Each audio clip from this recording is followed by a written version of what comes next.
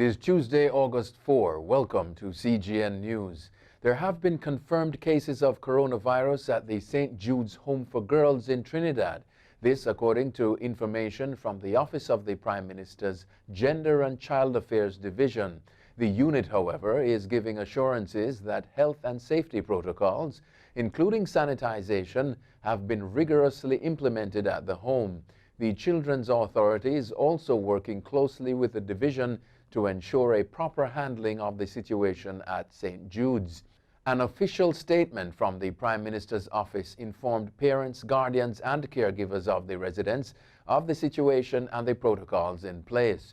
All external activities and visits to the compound have been ceased temporarily. The increase in the number of COVID-19 cases unrelated to travel history in Trinidad and Tobago has seen the Trinidad and Tobago Unified Teachers Association, the TTUTA, calling for the immediate closure of all primary schools. The TTUTA issued a statement on Sunday saying the association views with extreme concern the continued increase in COVID-19 cases across the country, and this has significantly impacted students preparing for the secondary entrance assessment. Stating their commitment to the protection of its members as well as the welfare of students, the TTUTA asked the Education Ministry to provide teachers and students with computer devices and connectivity to enable preparation for the exam online. Following reports of 24 new cases of COVID-19 in 48 hours, Barbados has updated its travel protocols and reduced the number of Caribbean Community Caricom states within the predetermined travel bubble. The Ministry of Health and Wellness, in a statement on Monday, August 3, noted that only Caricom nationals from 5 states, St. Kitts and Nevis, St. Lucia, St. Vincent and the Grenadines, Dominica and Grenada, would be allowed to enter Barbados without needing to do a COVID-19 PCR test prior to or on arrival. But an online immigration and customs form will still need to be completed and submitted 24 hours prior to travel. Persons visiting from the travel bubble must undergo a health screening at the airport and wear a face mask at all times. The updated travel protocols are published on the official visitbarbados.org website. The 15-member Caribbean Community Caricom grouping on Monday congratulated Dr. Ifran Ali as the 9th President of Guyana as it welcomed the end of the protracted regional and general elections in the country. The CMC says that Ali, 40, was sworn into office on Sunday, hours after the Guyana Elections Commission's GCOM declared him the winner of the presidential elections on March 2.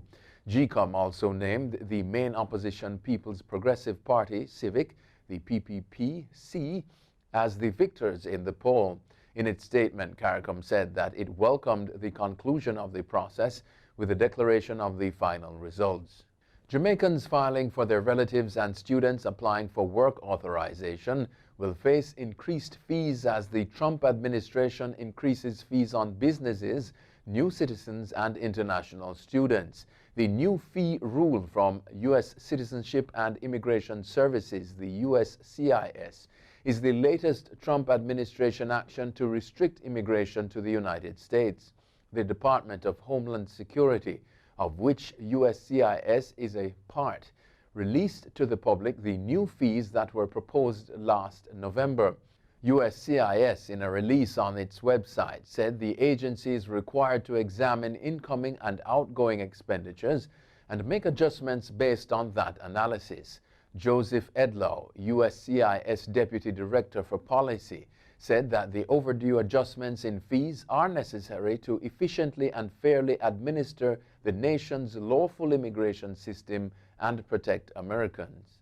Prime Minister Dr. Hubert Minnis Monday night announced a complete national lockdown of every island in the Bahamas for at least the next 2 weeks. This after the country recorded a significant spike in the number of cases of the coronavirus, COVID-19. In a nationwide radio and television broadcast, Minnis declared the national lockdown will commence today, Tuesday, August 4, at 10 p.m. local time.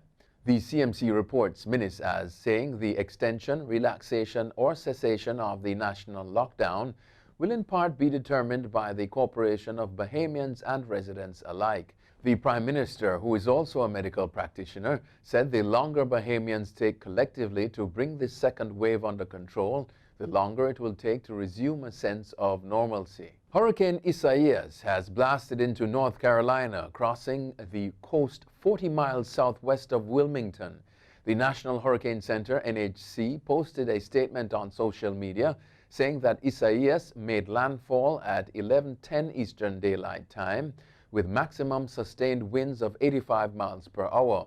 Isaias, the 9th named storm of the year, was downgraded to a tropical storm after hitting islands in the Caribbean, but was recategorized as a Category 1 hurricane on Monday. It left 2 people dead in the Caribbean. Overseas now, an outbreak of coronavirus on a Norwegian cruise ship line saw the halting of all trips and an apology for procedural errors on Monday from the cruise line. According to an Associated Press report, at least 5 passengers and 36 crew members were infected.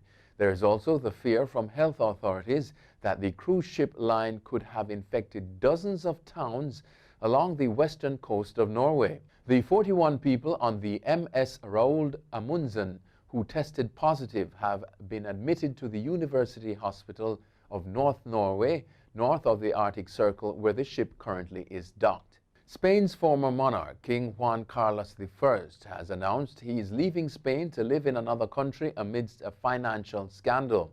Former King Juan Carlos told his son, King Felipe, that he decided to leave Spain, the royal house said in a statement on Monday. On Monday night, it was discovered that he had already left the country. This comes on the back of a series of scandals involving the long-serving monarch, who abdicated in June 2014 after 4 decades on the throne.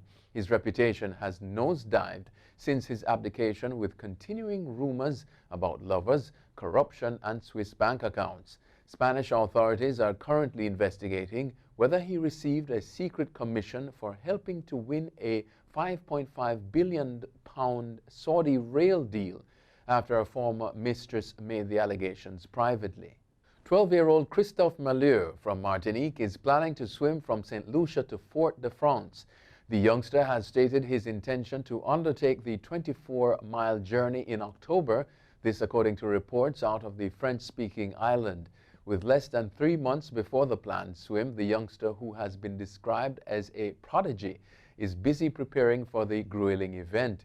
The swim challenge is nothing new to Malheur, as in 2018 he successfully completed a 10-hour swim in Martinique. He undertook the challenge in a bid to raise awareness of cancer, as his mother was diagnosed with the disease.